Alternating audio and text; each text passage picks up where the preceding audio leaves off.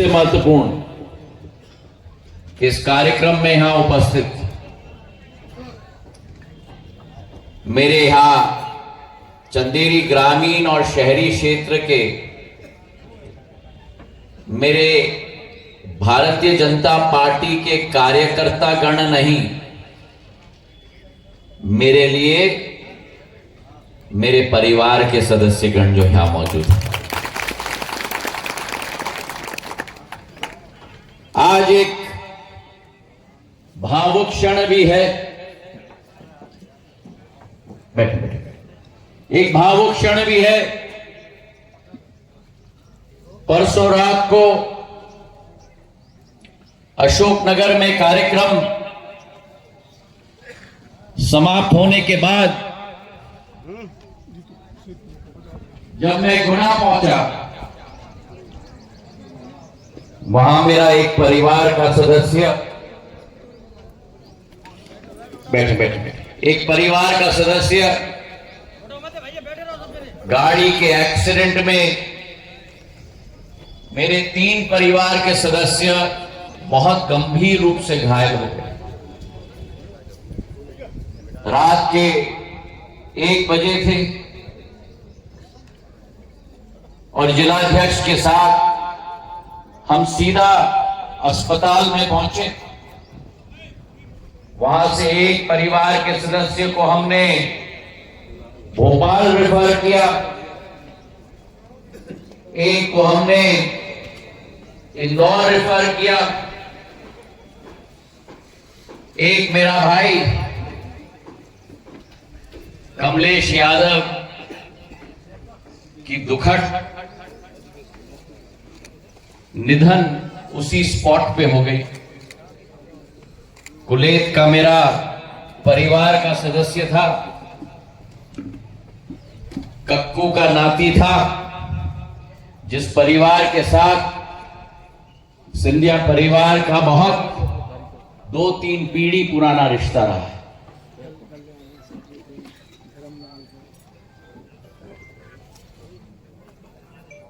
मेरा आनंद,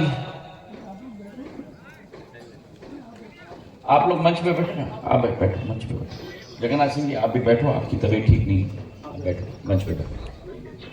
और थोड़ा इलेक्ट्रॉल इनको हर एक घंटे में देते रहना। मेरा आनंद जो मगराना गांव का था,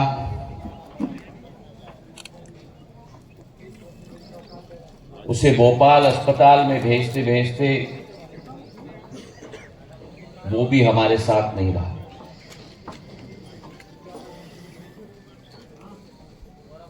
ये वो कार्यकर्ता हैं,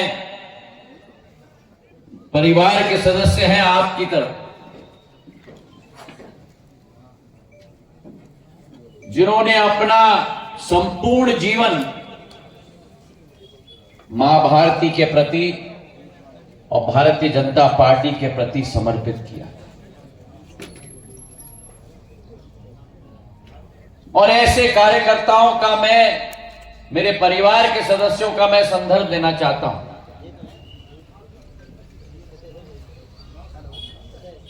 आनंद और कमलेश और मनोज धाकड़ ऐसे मेरे कार्यकर्ता हैं जिन्होंने सदैव संगठन को अपनी जीवन की आधारशिला मानी थी।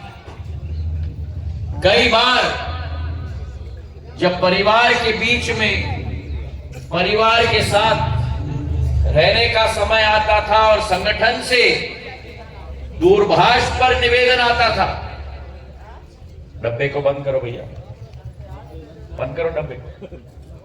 ये डब्बा वो चीज है जिसके बिना जिया नहीं जा सकता और जिसके साथ भी जिया नहीं जा सकता।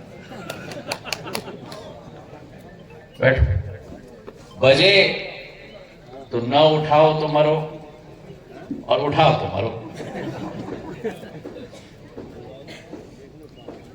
अब 1 घंटे के लिए डब्बे को नीचे रखो।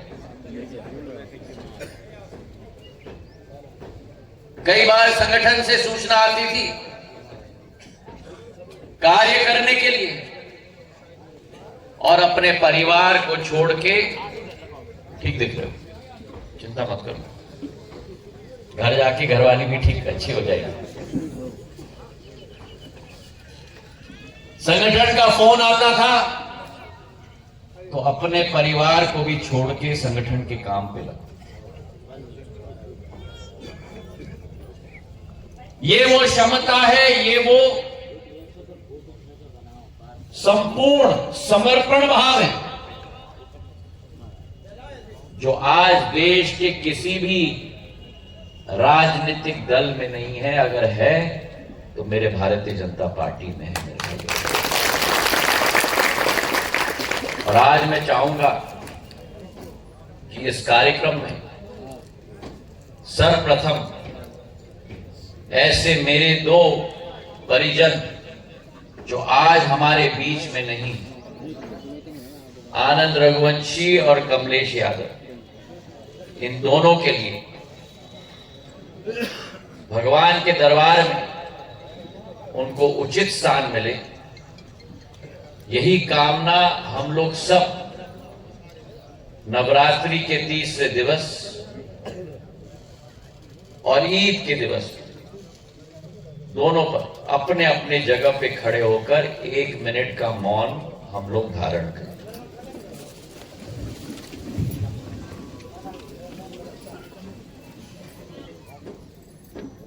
सभी अपने अपने स्थान पर मौन धारण के लिए खड़े हो जाएं।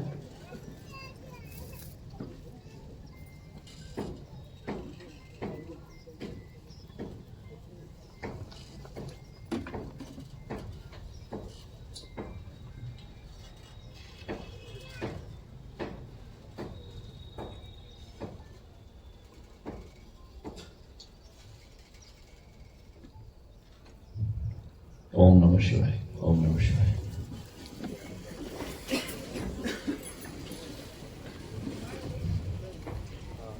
यही सबसे बड़ी पूंजी है मेरे भाई और बहनों, यही सबसे बड़ी पूंजी है हमारी भारतीय जनता पार्टी की। इस भारतीय जनता पार्टी में एक एक परिजन ने अपने जीवन में आहुति दी है इस पार्टी को खड़ा करने के लिए।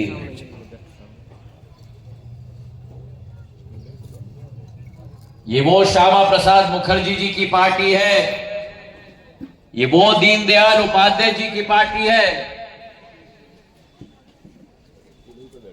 जिस पार्टी ने बलिदान, समर्पण अपनी जीवन की सबसे बड़ी पूंजी मानी है मेरे भाई और बहनों। मेरी आजी अम्मा पूर्व राजमाता साहब ने इस पार्टी की स्थापना करने के लिए अपना संपूर्ण जीवन समर्पित किया और आज उसी राजमाता साहब का पोता भारतीय जनता पार्टी के सामने प्रत्याशी के रूप में आपके लिए खड़ा है। वही खून है, वही चेहरा है, वही समर्पण भाव है जनता के प्रति और आपके प्रति। ये विश्वास मैं दिलाना चाहता हूं और आज स्पष्ट करना चाहता हूं, हमारे महानुभाव मंच पे बैठे हुए हैं, अध्यक्ष जी हैं, मैं स्पष्ट करना चाहता हूं कि आज मेरे यहां कार्यकर्ता नहीं बैठे हुए हैं, ये सारे के सारे कार्यकर्ता नहीं है, ये सारे के सारे मेरे सेनापति हैं, मेरे सेनापति हैं मेरे भाई और बहन। और ये आज के बाद पोलिंग बूथ नहीं रहा, आज के बाद ये एक मेरा चंदेरी शहर का, चंदेरी ग्रामीण का, ये मेरा एक एक किला बनता है और आप किले के सेनापति हो मेरे भाई और बहनों। ये नवरात्रि के तीसरे दिवस पर, ईद के दिवस पर ये संकल्प हम लें कि हमारे किले पर भारतीय जनता पार्टी के झंडे को हम गाड़ के रखेंगे, साथ नहीं छोड़ेंगे। आज प्रधानमंत्री जी के नेतृत्व में भारत अपने सफर पे चल पड़ा। वो भारत जो 65 वर्ष विकास और प्रगति के लिए भूखा था, वो भारत जिस भारत में 65 वर्ष गरीब अभी भी अपने छत का इंतजार कर रहा था। नारे तो बहुत लगे, गरीबी हटाओ, नारे बहुत लगे, रोटी कपड़ा और मकान, पर हुआ नहीं किसी का उत्थान। रोटी कपड़ा और मकान, लेकिन हुआ नहीं किसी का उत्थान। एक ही पार्टी की जेब वो पार्टी भरती रही, कुर्सी के खेल पर राज करती रही, लेकिन जनता की चिंता नहीं की। आज प्रधानमंत्री जी के नेतृत्व में भारतीय जनता पार्टी की सरकार ने भारत का दृश्य बदल दिया है मेरे भाइयों बहनों। और कुछ आंकड़े आपके सामने में रखना चाहता हूं। बैठ जा वल्ली। जिस भारत में 65 वर्षों में केवल 3 करोड़ घर आवास योजना के तहत बने थे, उसी भारत में 10 साल के अंदर 4 करोड़ घर प्रधानमंत्री ने बना के गरीबों के सिर के ऊपर छत देने के कार्य कर दिया। जिस भारत में गरीब को राशन नहीं मिलता था, कोरोना काल आया, उसी भारत में 80 करोड़ घरों में राशन पहुंचाने का कार्य प्रधानमंत्री नरेंद्र मोदी जी की सरकार ने, और कोरोना चला गया, लेकिन आज भी मुफ्त राशन 80 करोड़ गरीबों के घर में पहुंच रहा है। अब मुंह से शब्द निकालना बहुत आसान है। 80 करोड़, पर 80 करोड़ का मतलब क्या है? 80 करोड़ का मतलब है अमेरिका की आबादी ले लो डब्बा।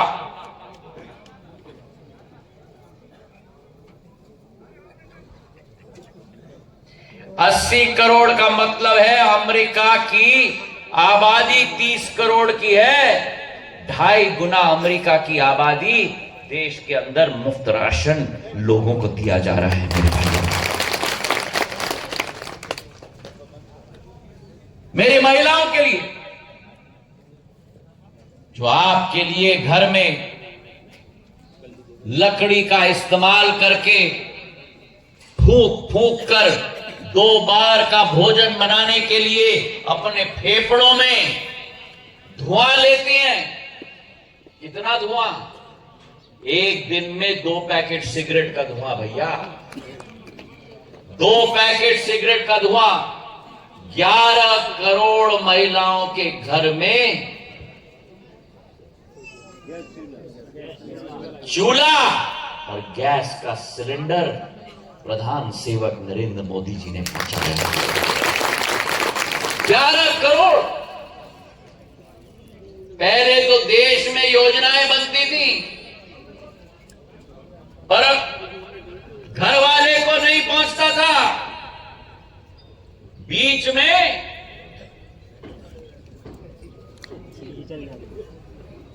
बिछोली, जेब कतरा। आज मुझे बताओ, प्रधानमंत्री किसान सम्मान निधि कितने लोगों को यहां मिलता है? हाथ उठाओ। मिलता है 6000 रुपया प्रतिवर्ष।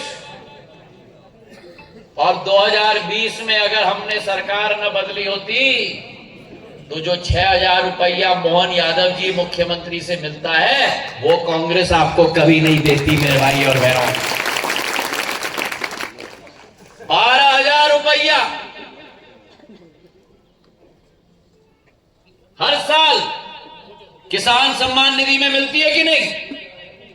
बोलो, मिलती है कि नहीं? और मुझे बताओ,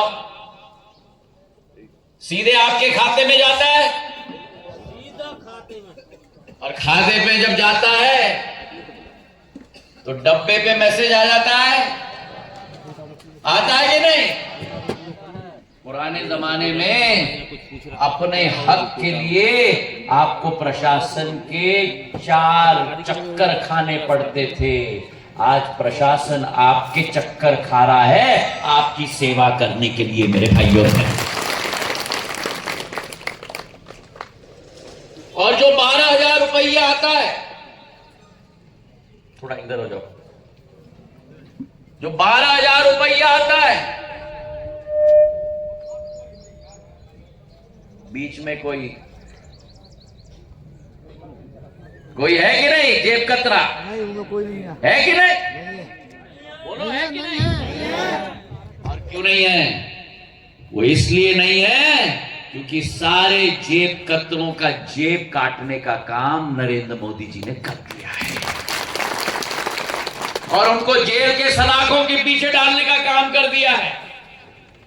क्यों ना खाऊंगा ना खाने दूंगा। अभी I.N.D.I.A. सभी विपक्षी दल एकजुट होकर उनके 2 मुख्यमंत्री जेल के सलाखों के पीछे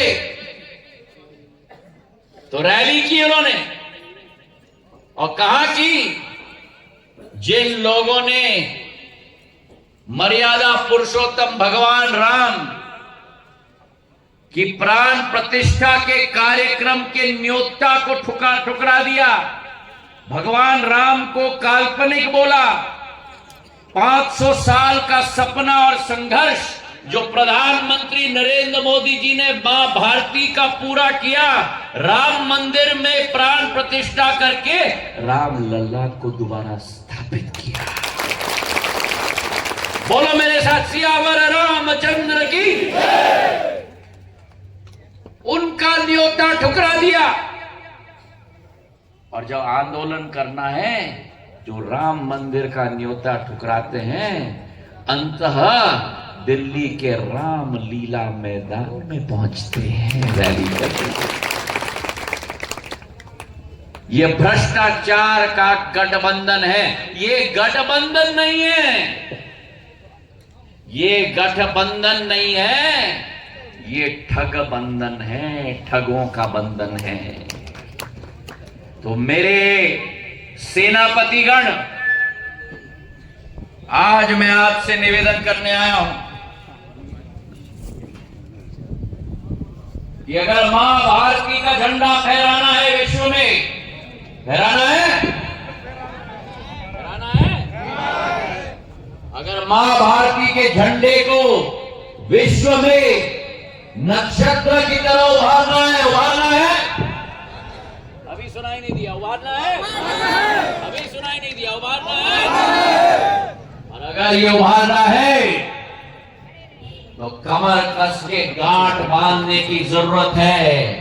और इन ठगों को, जिन्होंने मां भारती के रग रग में भ्रष्टाचार करने की कोशिश की है, जिन्होंने भगवान राम को काल्पनिक बताया है, इनको जड़ से उखाड़ के चंदेरी से फेंकना है मेरे भाइयों बहनों।